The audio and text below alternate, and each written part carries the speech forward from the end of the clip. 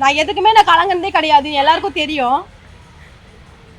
இந்த போராட்ட காலத்தில் என்னை சுட்டு சாகடிச்சா கூட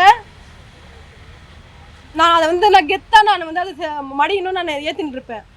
அந்த நேரத்தில் வந்து 1 மாத குழந்தை நான் ஃபீட் பண்ணுறேன். உங்கள் எல்லாருக்கும் அக்கா தங்கச்சி மனைவி உங்களுக்கு குழந்தைலாம் பிறந்திருக்கும்ல. மாறு வீக்கமாயிட்டு பால் ஆட்டோமேட்டிக்காக சுரக்குது. என்னால் வலி தாங்க முடியாமல் அந்த ஏடிஎஸ்பிக்கு நான் ஃபோன் பண்ணி நான் கெஞ்சி ரிக்வஸ்ட் பண்ணி கேட்குறேன். நான் யார் எந்த போலீஸ்கிட்டையும் நான் தலைவணிக்கு பேசுனதும் கிடையாது, யாருக்கிட்டையும் நான் வந்து தாழ்ந்து போனதே கிடையாது. அப்போ என்னை கைது பண்ணிட்டாங்க. அப்போ அந்த புத்தாலிங்கன்ற ஒரு டிஎஸ்பி வராரு, அவர்கிட்டயே ரிக்வெஸ்ட் பண்ணுறேன். ஆனால் அந்த நாய் அந்த புறம்போக்கு என்னுடைய சூழ்நிலையை நேர்லேயே பார்க்குறான். என் கால் வழியாக எனக்கு பால் போகுது. அங்கே கூட இருக்கிற வரலட்சுமின்ற ஒரு எஸ்ஐ, இன்ஸ்பெக்டர் லேடி, நிறைய பீசிங்களாக இருக்காங்க. அவங்களாம் சொல்கிறாங்க, இந்த அம்மா உண்மையாக வந்து குழந்தை இருக்குது போல இருக்குது, காரில் எங்கே இருக்குன்றாங்க. பக்கத்தில் அக்கா வீடு இருக்குது, பக்கத்தில் அக்காவும் கூட இருக்காங்க.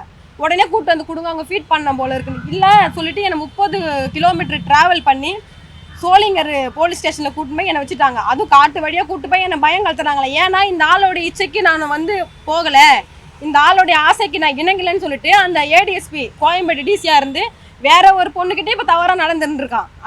அந்த பொண்ணு வந்து 2 டேஸ்க்கு முன்னாடி வந்து ஒரு வீடியோ ரிலீஸ் பண்ணாங்க. நான் வந்து அப்போ புகார் கொடுக்கல. ஏன் கொடுக்கலன்னா, நான் மணல் திருட்டுக்கு எதிராக போராடினேன். அந்த திருட்டுக்கு எதாவது போராடி இந்த மாதிரி ஒரு விஷயத்த சொன்னால் வந்து என் மேலே தான் தவறான என்ன சொல்லுவாங்கன்னு சொல்லிட்டு அப்போ இருந்த அதிமுக கவர்மெண்ட் வந்து என்னை ஒடுக்க நினச்சாங்க, என்னை அழிக்க நினச்சாங்க. அவங்களுடைய பிளானில் தான் இவங்க எல்லாமே என்ன பண்ணாங்க. அதனால வேறு கவர்மெண்ட் மாறட்டும்னு நான் வெயிட் பண்ணேன். ஏன்னா இந்த ஆளால் நிறைய பெண்களுக்கு பாலியல் ரீதியான தாக்குதல் நடக்கணும். அதே போல் ஒரு பொண்ணு வந்து பாலியல் ரீதியான தாக்குதலுக்கு உள்ளாகி 2 நாளைக்கு முன்னாடி வீடியோ போட்டாங்க. இப்போ எனக்கு நேரம் கிடச்சிது, நான் சரியான நேரம் கிடச்சதுனால இன்றைக்கி அந்த ஆள் மேலே வந்து புகார் கொடுத்துருக்குறேன்.